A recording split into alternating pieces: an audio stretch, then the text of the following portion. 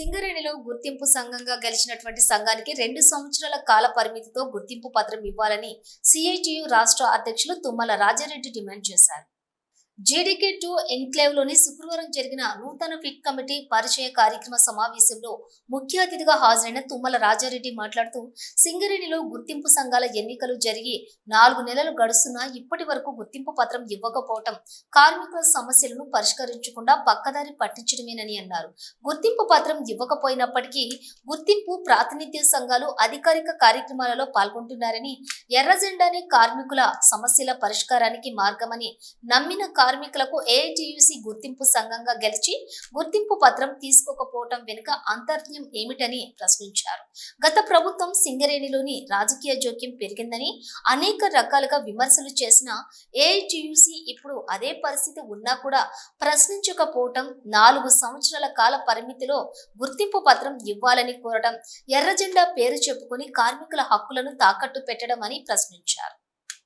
ఇప్పటికైనా కార్మికుల సమస్యల పరిష్కారం కోసం దృష్టి సారించి ప్రభుత్వంతో పోరాడేందుకు సిద్ధపడాలని డిమాండ్ చేశారు. 20,000 క్వార్టర్ అది కూలగొడితే 5,000 రూపాయలు కంపెనీకి మిగులుతాయి, నెలకు 5,000.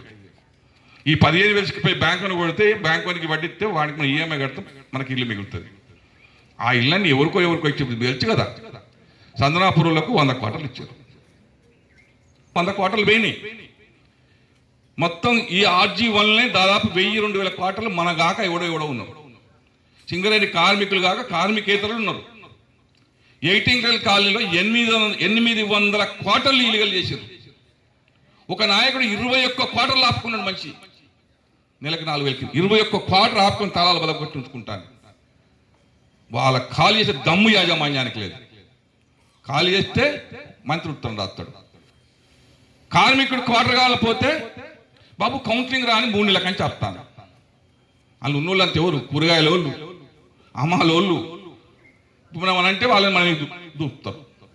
కార్మికుడు కనీసం ఇచ్చినాక మిగిలే ఉందంటే అర్థం ఉంది. అదే కార్మికుడు రిటైర్డ్ అయిన తర్వాత 6 నెలలు ఖాళీ చేయకపోతే నెలకు 5,000 రికవర్ వస్తాను. అదే కొడుకు పెళ్లి ఉంది, బిడ్డ పెళ్లి ఉందని రిటైర్డ్ అన్నీ ఉన్నాం అనుకో, ఓ సంవత్సరం ఉంటే 1,00,000-2 లక్షలు రికవర్ వస్తాను. వాళ్ళు ఉన్నోనికి కరెంట్ ఫ్రీ, నీళ్ళు ఫ్రీ, ఇంటికి రాయి ఫ్రీ, ఇల్లు ఫ్రీ. అంటే 30 సంవత్సరాలు గొడ్డు చాకరీ చేసి ఓ 6 నెలలు నా క్వార్టర్లో ఉంటా అంటే మేము డబ్బులు కట్టాలి. ఎవడైతే ఏమి లేదు. ఎవరు మాట్లాడద్దా? మాట్లాడితే తప్పు. నువ్వు కంపెనీకి వ్యతిరేకంగా మాట్లాడుతున్నావు, మళ్ళీ మమ్మల్ని అంటాను. నేనంటున్నా ఏటిసి నాకు రకం కళ్ళు తెరవండి అయ్యా. మనం ఎర్రజెండా పుట్టుకున్నాం. మన ఎవరికి దాసోహం కాదు, స్వతంత్రంగా బతికేటోళ్ళం. మన కంప్లీట్ పబ్లిక్ సెక్టర్ స్వతంత్రంగా నడవాలి, ఏ ప్రభుత్వంతో సంబంధం లేదు. ఇదేం central government, state government company ఏం కాదు, పబ్లిక్ సెక్టర్. దీన్ని స్వతంత్రంగా నడపాలంటే ఇలా కార్మిక సంఘాలు ఒక్కటి కావాలి.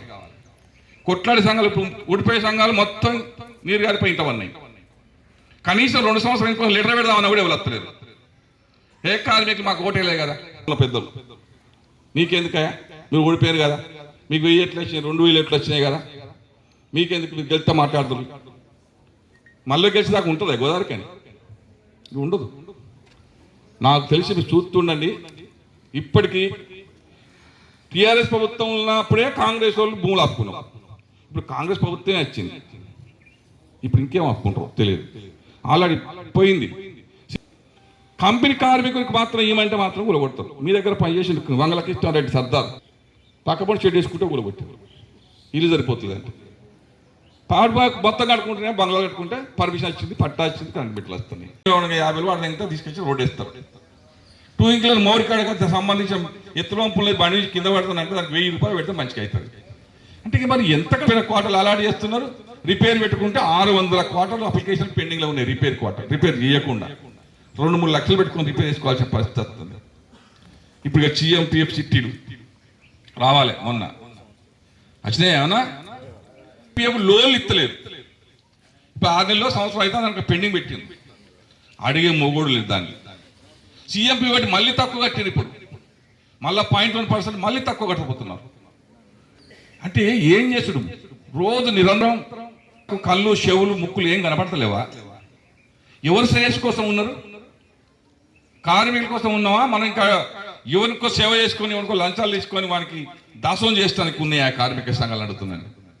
ఈ కార్యక్రమంలో సిఐటియు ఆర్జీవన్ కార్యదర్శి మొండే శ్రీనివాస్, ఆరేపల్లి రాజమౌళి, ఆసరి మహేష్, కారం సత్తయ్య, పి శ్రీనివాసరావు, వంగల రాములు, ఏ శంకరన్న, పి సోమయ్య, కె కుమార్, భీమా నాయక్, జనార్దన్, టి శ్రీనివాస్ పెద్ద ఎత్తున కార్యకర్తలు ఈ కార్యక్రమంలో పాల్గొన్నారు.